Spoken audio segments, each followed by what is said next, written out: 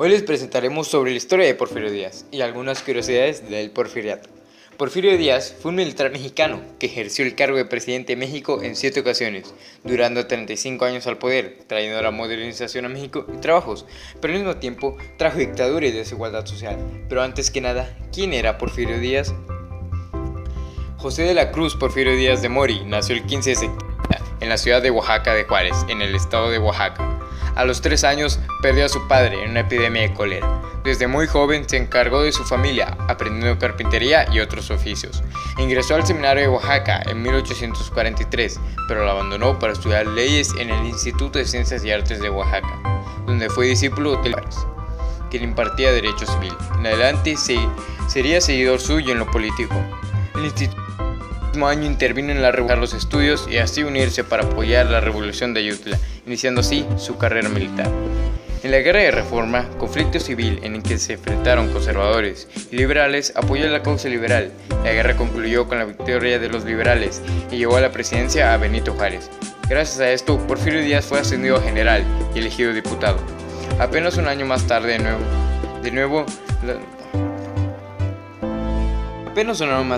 tomó de nuevo las armas en contra de la invasión francesa y la coronación de Maximiliano I como emperador de México. Fue jefe de brigada en Aculcingo en abril de 1862 y ese mismo año participó en la batalla de 5 de Mayo al lado de Ignacio Zaragoza. Desde entonces, Porfirio Díaz se convirtió en uno de los pilares de la victoria mexicana. Entre 1864 y 1867, Díaz se distinguió por sus acciones militares en el estado de Oaxaca, entre las cuales se encuentran las batallas de Mihuatlán y La Carbonera.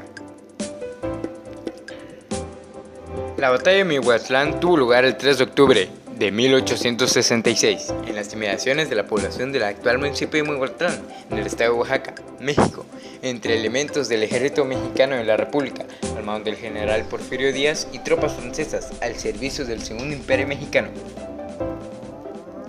La batalla de La Carbonera, después de haber triunfado sobre las fuerzas francesas en la batalla de Mihuatlán, el general republicano Porfirio Díaz asedió a la ciudad de Oaxaca, defendida por el general conservador Carlos Oronos. El sitio duró aproximadamente unos 11 días, hasta que el general Porfirio Díaz se enteró de que una columna de 1.500 hombres, como refuerzo, compuesta de soldados mexicanos, franceses y austriacos, se acercaba en auxilio de los sitiados. Díaz, quien temía ser abatido por la superioridad numérica de los soldados franceses, decidió adelantarse y enfrentarlos antes de que lograran su objetivo. Formó su ejército en 2 columnas, una de ataque y otra interceptora. La batalla se efectuó el 18 de octubre a las 11 a.m. y fue muy breve. La columna imperial de refuerzos fue sorprendida por el embate de los soldados republicanos que atacaban desde distintos frentes y finalmente destruida. La victoria liberal se consolidó en tan solo una hora. Al caer la tarde, el enemigo había sido derrotado. Víctimas republicanas fueron 78 muertos y 153 heridos. Díaz tomó 500 prisioneros austriacos en la batalla.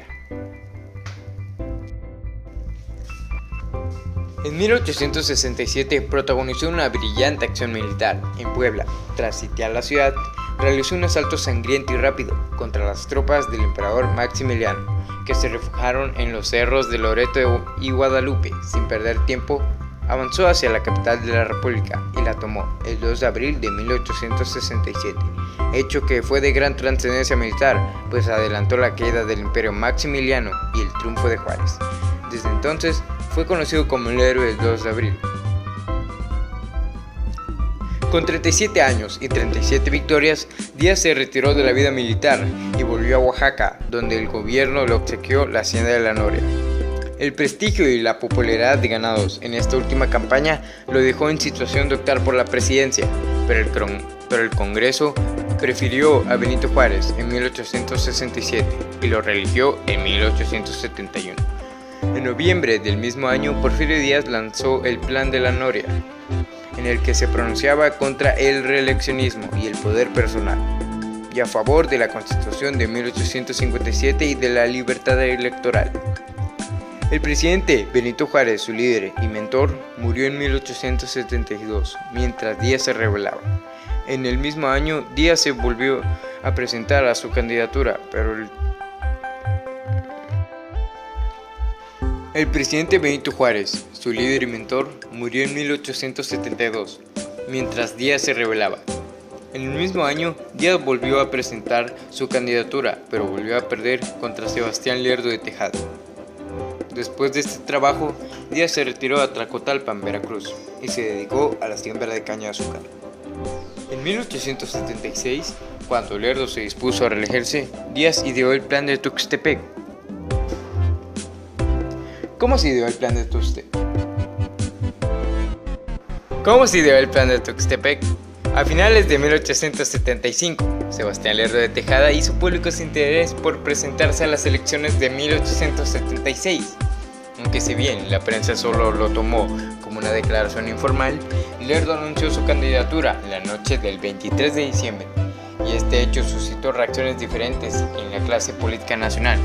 Porfirio Díaz, quien para entonces también lanzó su candidatura presidencial, comenzó una serie de manifestaciones públicas en contra de Lerdo, pero rápidamente fueron sofocadas por órdenes del mismo presidente Lerdo.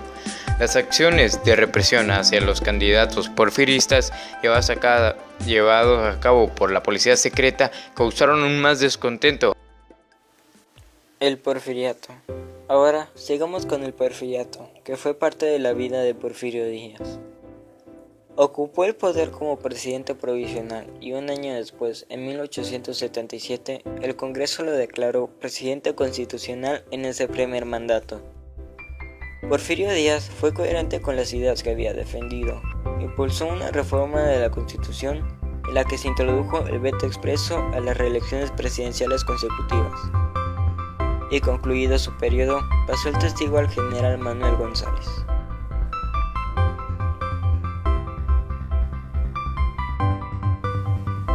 Durante el gobierno de González fue ministro de Fomento y gobernador de Oaxaca.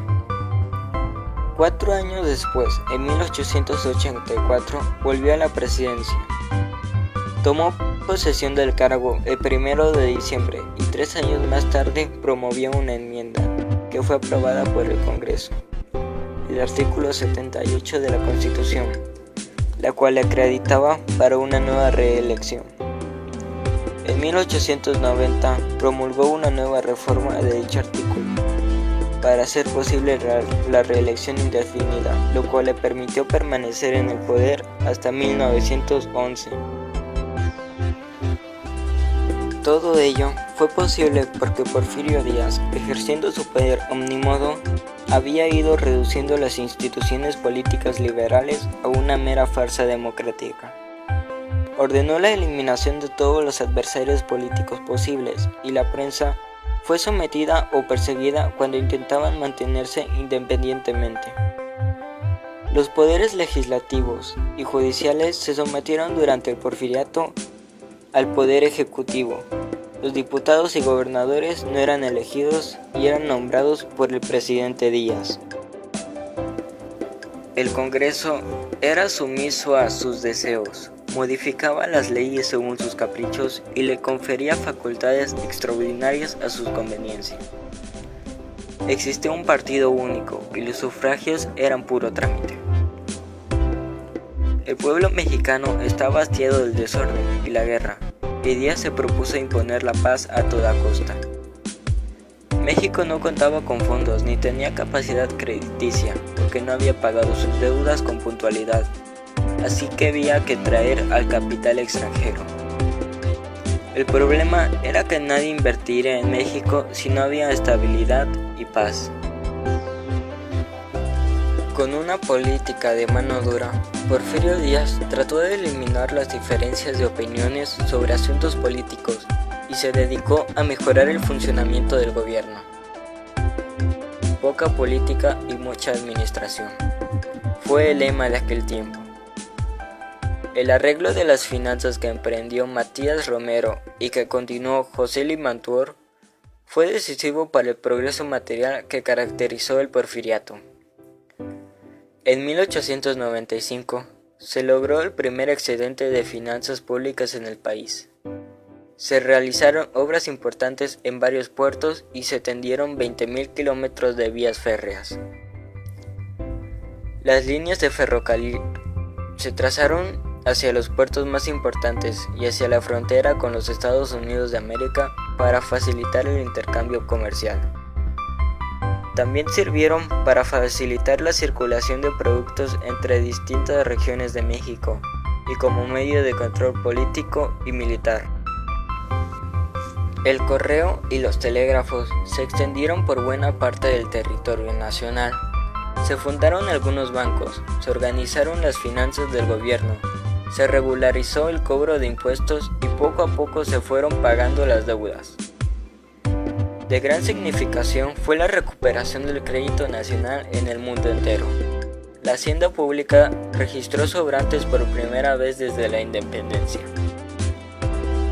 Cientos de nuevas fábricas de textil, cerveza, vidrio y acero se fundaron en diversas ciudades como Monterrey, Toluca, Puebla, Orizaba, Guadalajara y la capital del país. Las antiguas ciudades se poblaron con nuevas mansiones y edificios públicos. En el campo, los ingenios azucareros se convirtieron en verdaderas explotaciones industriales. A pesar de todos los avances por aquella época, 1 de cada 3 niños moría y el 80% de la población era analfabeta. Al mismo tiempo, había mucha desigualdad social. La primera oposición sería al gobierno de Porfirio Díaz. Fue con la aparición de Regeneración Periódico, publicado por el anarquista Ricardo Flores Magón, con las huelgas obreras de Cananea y de Río Blanco un año después. La huelga de Cananea fue una huelga laboral en la mina de cobre de Cananea, Sonora, México, contra la empresa Cananea Consolidated Copper Company, propiedad de un coronel estadounidense llamado William Greene, que empezó el 1 de junio de 1906 y se dio cuenta de la explotación y la miseria que vivían los obreros, la injusticia y la desigualdad entre los trabajadores mexicanos y los extranjeros, donde el desarrollo alcanzado en México no beneficiaba en nada al pueblo ni a los otros trabajadores.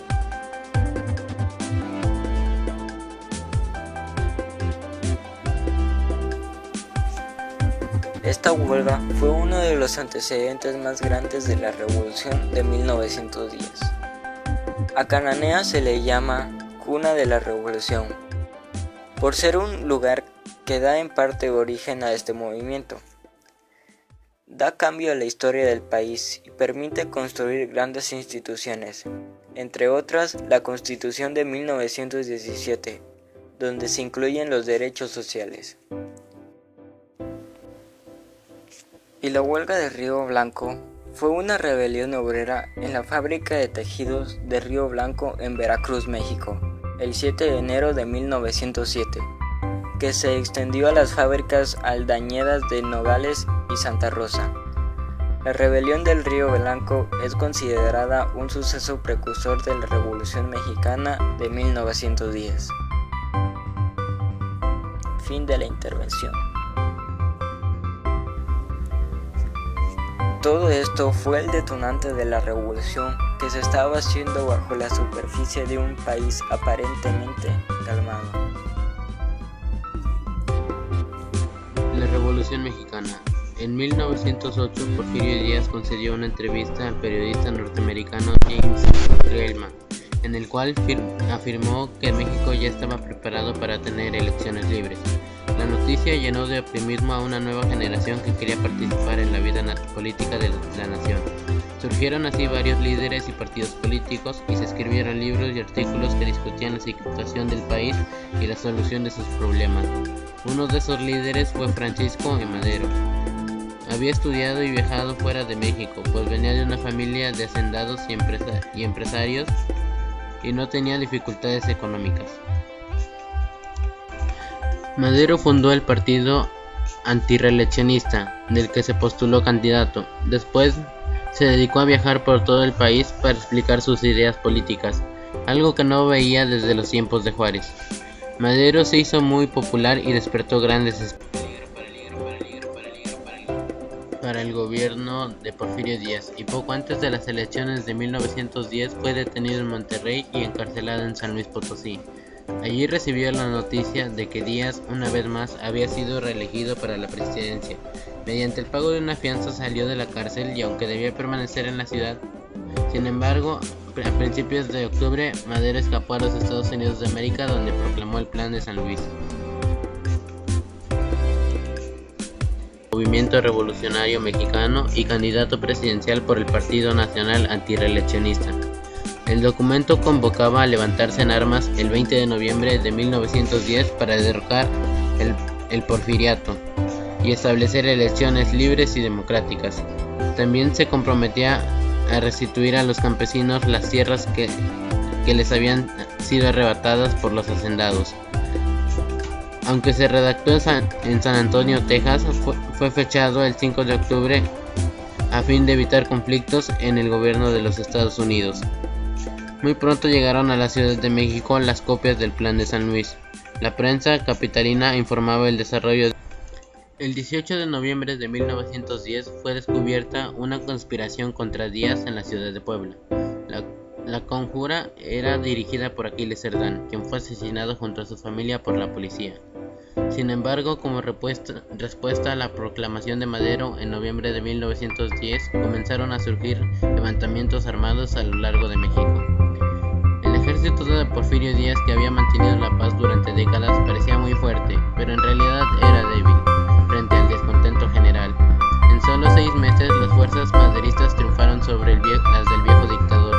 La acción definitiva fue tomada de Ciudad Juárez por los revolucionarios Pascual Orozco y Pancho Villa, que se habían unido a Madero en esa misma ciudad en mayo de 1911. Se firmó la paz entre el gobierno de Díaz y los maderistas. Porfirio Díaz renunció a la presidencia poco después partió en el barco Ipiranga rumbo a Francia, donde moriría en 1915. Sus restos siguen en París.